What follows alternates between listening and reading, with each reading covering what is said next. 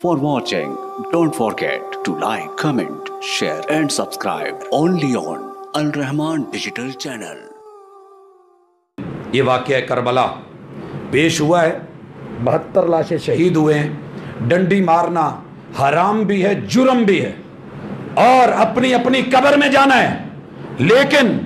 اصحاب رسول اور آل رسول 61 میں اس واقعے کو بنیاد بنا کے ان ہستیوں کو رگڑا جائے جو اس واقعے سے صدیق اکبر رضی اللہ تعالیٰ عنہ 11 اور 2 13 ہجری اس کے اندر اللہ کو پیارے ہوتے ہیں۔ اس کے آخر میں جا کے مجھے بتائیے 61 میں سے آپ 13 نکال دیں، جو ہستی 48 سال پہلے اس دنیا سے رخصت ہو گئی ہے، اس واقعے کی شلٹر میں، سائے میں اس ہستی کو رگڑا جائے، وائے جناب عمر رضی اللہ تعالیٰ عنہ مزید 12 نکال دیجئے، 8 یہ اور 4 36 سال پہلے اس دنیا سے شہادت کا رتبہ پا کر کے جاتے ہیں، ان کو قبر سے اکھاڑا جائے، باتیں بنائی جائیں، جملے کسے جائیں، کس لیے؟ کیا وہ حسین اور آل حسین کے دشمن تھے؟ یہ وہ لوگ تھے جنہوں نے میرے حسین کو جب بچے تھے تو کبھی سینے سے لگاتے تھے، کبھی کندھوں پہ اٹھاتے تھے، کبھی گود میں بٹھاتے تھے۔ وہ یارو، اپنی مسجد کے مولوی صاحب اگر پیار ہو نا تو انگلیاں پکڑ کے کوئی دکان پہ لے جاتا ہے، کوئی چیز لا کر کے دیتا ہے، کوئی کھانے کھلاتا ہے، کوئی گھر میں محبتیں۔ وہ تو میرے محبوب کے اہل و عیال تھے۔ صدیق اور عمر میرے محبوب کے دونوں سسر، علی اور عثمان میرے محبوب کے داماد، اور ان بچوں کے وہ خالو ہیں اور دورے خالو ہیں۔ ان سے تو پیار دکھانا چاہیے تھا، محبتیں دکھانی چاہیے تھی۔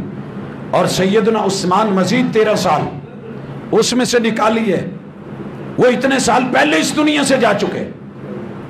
پھر ان ہستیوں کو اس طریقے سے رگڑا جائے اور اصحاب رسول اور آل رسول کی جنگ دکھائی جائے تو سمجھ آتی ہے کہ اس واقعے کے پیچھے بیک گراؤنڈ میں چاہتے کچھ اور تھی، رغبتیں کچھ اور تھی۔ واقعہ اور وقوع کر کے امت مسلمہ کے نام ڈال کے اصحاب رسول کو رگڑ کر کے جتنے بڑے نقصان ہوئے، سب سے پہلا نقصان یہ ہے کہ آل رسول کو